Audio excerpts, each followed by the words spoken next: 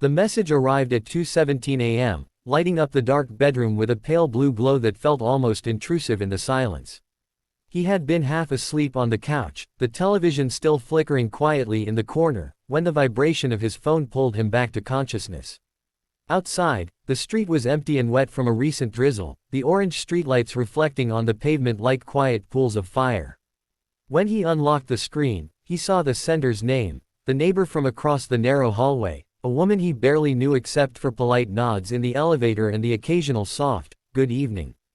But the message wasn't a greeting. It was a single photo, followed by a short question. "Do you think it's beautiful?" Before we continue, take a moment to like this video, share it, comment your thoughts, and subscribe to Humanity Stories if you believe that every story in this world hides a lesson somewhere deep inside it. For a long moment he simply stared at the photo, confused. It wasn't the kind of picture anyone expected to receive in the middle of the night. The image showed her sitting on the edge of a dimly lit room, wearing a simple oversized sweater that looked far too big for her fragile frame. Her hair was messy, falling over her face as if she had run her hands through it 100 times. The room behind her was quiet and plain, a single lamp glowing softly, shadows stretching across the wall like silent witnesses. But what stood out the most was her expression. Her eyes were red, swollen from crying, yet they held something strangely calm, as if she had already crossed through a storm and was standing somewhere on the other side of it. He leaned back against the couch, confused by the strange intimacy of the message. They had never spoken for more than 30 seconds at a time.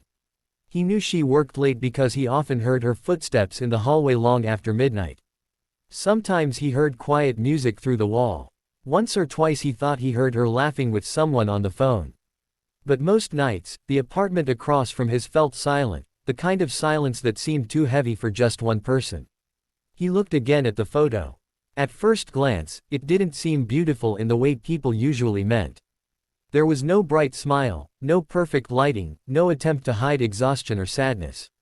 It looked raw, unfinished, like a moment someone normally deletes before anyone else sees it. Yet the longer he stared at it, the more something about it began to settle deep in his chest. Because the photo didn't look staged. It looked honest. He remembered the last time he had seen her in the hallway earlier that evening. She had been carrying groceries, struggling slightly with the weight of the bags. He had offered to help, but she politely refused with a quick smile that disappeared almost immediately after the elevator doors closed. At the time, he didn't think much of it.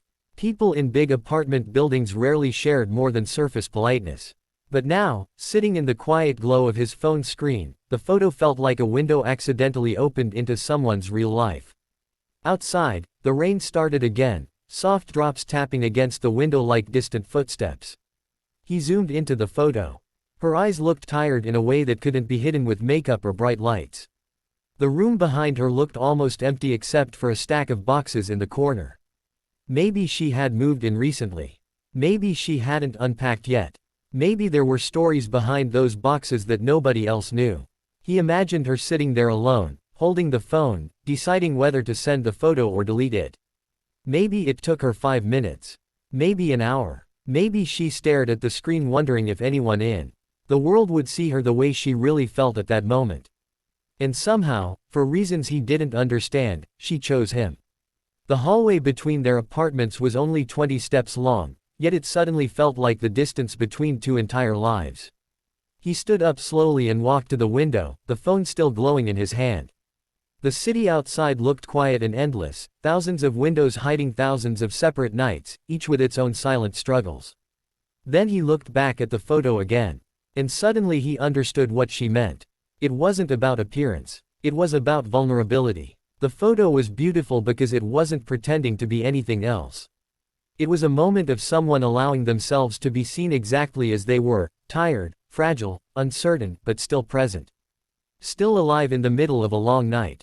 He typed something slowly, erased it, typed again, erased again. Words felt clumsy compared to the quiet weight of the image she had sent. Finally, after several minutes, he wrote a single sentence. Not because it sounded perfect, but because it felt true. Across the hallway, the light under her door was still visible.